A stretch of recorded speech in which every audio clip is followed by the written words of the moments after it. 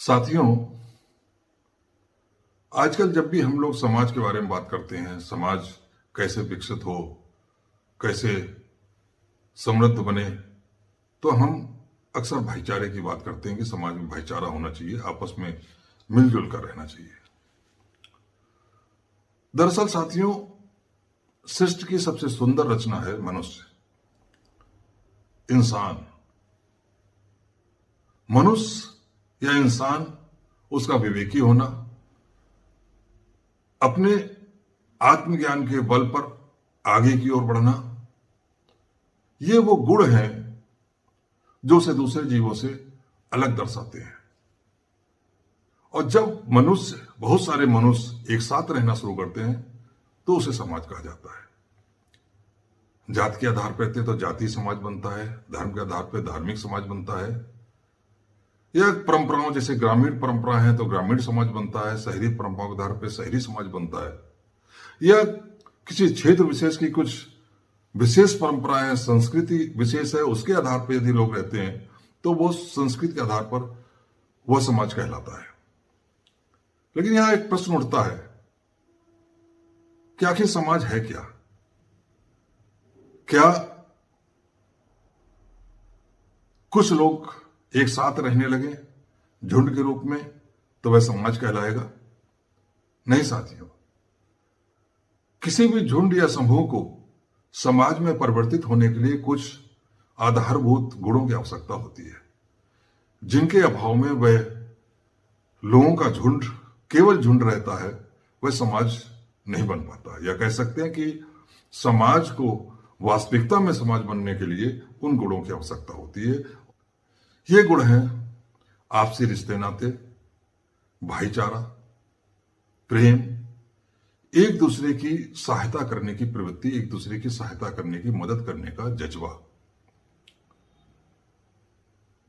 साथियों,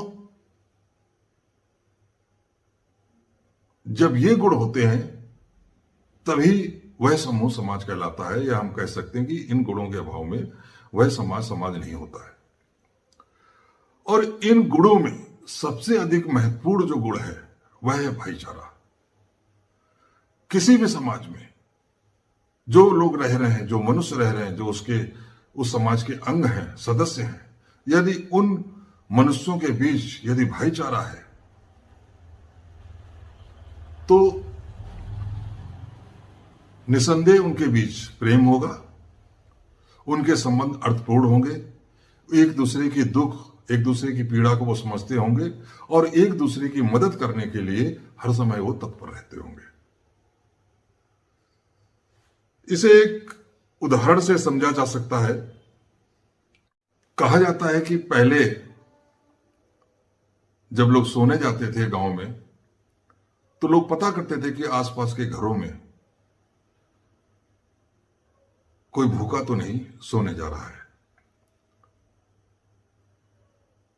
और यदि उन्हें पता चलता था कि किसी घर में कोई किसी वजह से, गरीबी की वजह से या किसी अन्य वजह से उसके यहाँ खाना नहीं है, खाना नहीं बना है, तो उसके लिए भोजन का प्रबंध करते थे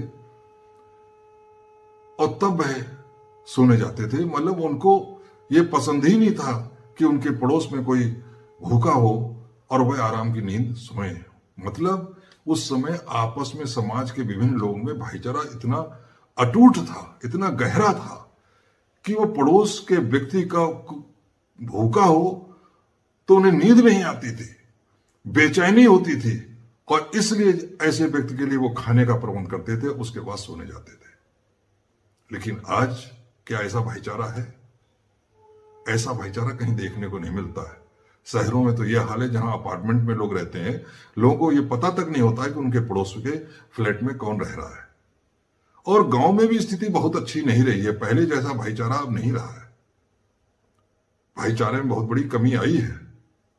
जात के आधार पर, धार्मिक कारणों से या विभिन्न क्षेत्रीय कारणों से भाईचारे की कमी तो आई है, उल्टे आपस में वैमनस्यता बढ़ी है, एक दूसरे के प्रति जलन, ईर्ष्या का भाव बढ़ा है।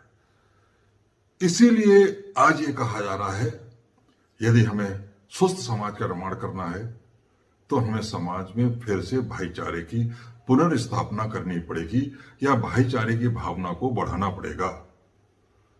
और आज के बढ़ते हुए नफरत के माहौल में जिस प्रकार से हम धर्म के आधार पर, जात के आधार पर नफरत, एक दूसरे के प्रति वैमनस्यता की भावना देखते हैं, जलन की भावना देखते हैं, ईर्ष्या की भावना देखते हैं, उस नफरत के माहौल में भाईचारे की भावना को बढ़ाना निश्चित रूप से एक चुनौती का कार्य है।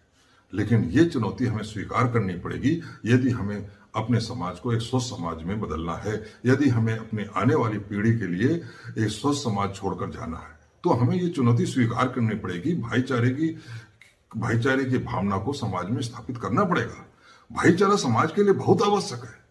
ये मन को मन से जोड़ता है, हृदय को हृदय से जोड़ता है। यदि तुम्हारे और मेरे बीच में भाईचारा है और तुम दुखी हो तो मैं तुम्हारे दुख में अपना दुख समझूंगा, मैं खुद दुखी हो जाऊंगा। ऐसा हो ही नहीं सकता कि तुम दुखी हो और मैं खुशी महसूस करूं। यदि तुम्हारे और मेरे बीच में भाईचारा है और मैं खुश हूं तो निश्चित रूप से मेरी खुशी से तुम भी खुश होगे, मेरी खुशी में तुम अपनी खुशी ढूंढोगे। और ये तभी हो सकता है जब हमारे आपस में भाईचारा हो, बीच में भाईचारा हो, आपसी हमारे आचार विचार हमारे आपसी भाईचारे पर निर्भर हो। इसलिए भाईचारे की भावना समाज में पुनर्स्थापित करना या उसको और सुदृढ़ करना बहुत आवश्यक है। परिवार और समाज इसी भाईचारे की भावना पे खड़े हैं। अगर परिवार और समाज में भाईचारा नहीं हो तो समाज और परिवार बिखर जाते हैं। एक उदाहरण देके मैं समझाऊंगा कि यदि किसी परिवार में दो भाई हैं और वो दोनों भाई एक साथ मिलकर परिवार के विकास के लिए, एक साथ मिलकर अपने आगे बढ़ने के लिए, परिवार के कल्याण के लिए सोचते हैं, तो निश्चित रूप से उनके कार्य एक ही दिशा में आगे जाएंगे, क्योंकि उनकी सोच एक ही होगी। परिवार को लेकर जो भी सोच उनकी बनेगी वो एक ही सी होगी और निश्चित रूप से उसमें परिवार विकास करेगा। परिवार विकास करेगा तो दोनों भाइयों का विकास होगा। लेकिन वहीं यदि कोई परिवार ऐसा है जिसमें चार भाई हैं लेकिन चारों की सोच अलग अलग है, चारों अलग अलग सोचते हैं, तो निश्चित रूप से उनकी दिशाएं भी अलग अलग होंगी। और जब दिशाएं अलग होंगी तो वह परिवार का विकास कभी भी नहीं हो सकता। उसमें किसी एक भाई का विकास हो सकता है लेकिन चारों भाइयों का मतलब पूरे परिवार का विकास नहीं हो सकता। और यही बात समाज पर लागू होती है। यदि समाज के सभी वर्गों में, सभी लोगों में, समाज में रहने वाले सभी मनुष्यों के बीच, इंसानों के बीच यदि भाईचारा है तो वह निश्चित रूप से समाज के कल्याण के लिए एक साथ मिलकर एक सा ही सोचेंगे। और अगर आपस में किसी मुद्दे पर अंतर विरोध भी होगा तब भी वो आपस में मिल बैठकर समाज के हित में अपने अंतर विरोध को दूर करेंगे और एक सही निर्णय लेंगे जिससे समाज का दूरदृष्टि से हित हो, उसका कल्याण हो। और साथियों, यदि समाज में भाईचारा नहीं होगा तो आपस में वैमनस्य होगा, विघटन होगा, अलगाव होगा और अविश्वास का वातावरण होगा। और ऐसे में समाज में दुर्भावनाएं फैलेंगी, आपस में कटुता आएगी। और यदि समाज में से हमें वैमनस्यता की भावना को दूर करना है, अलगाव की भावना को दूर करना है, विघटन की भावना को दूर करना है, तो निसंदेह हमें हर हालत में समाज में भाईचारा बनाना होगा। मनुष्यों के मनुष्य के बीच जो जाति धर्म की दीवारें बनी हुई, उन दीवारों को समाप्त करना होगा। इंसानियत के आधार पर उनमें एक दूसरे के प्रति मदद करने का जज्बा पैदा करना होगा। तभी हम एक आदर्श समाज का निर्माण कर पाएंगे। समाज में रहने वाले हम लोग हाथ की 5 उंगलियों के समान होते हैं। अगर 5 उंगलियां अलग अलग कार्य करें तो वह कुछ कार्य नहीं कर पाती हैं, लेकिन 5 उंगलियां जब मिलकर कार्य करती हैं तो वह हाथ अपनी पूर्ण क्षमता के साथ काम करता है।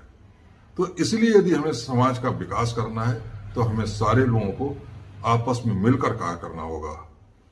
हमारे सारे महापुरुषों ने भी इसीलिए भाईचारे की भावना पर सबसे अधिक बल दिया है।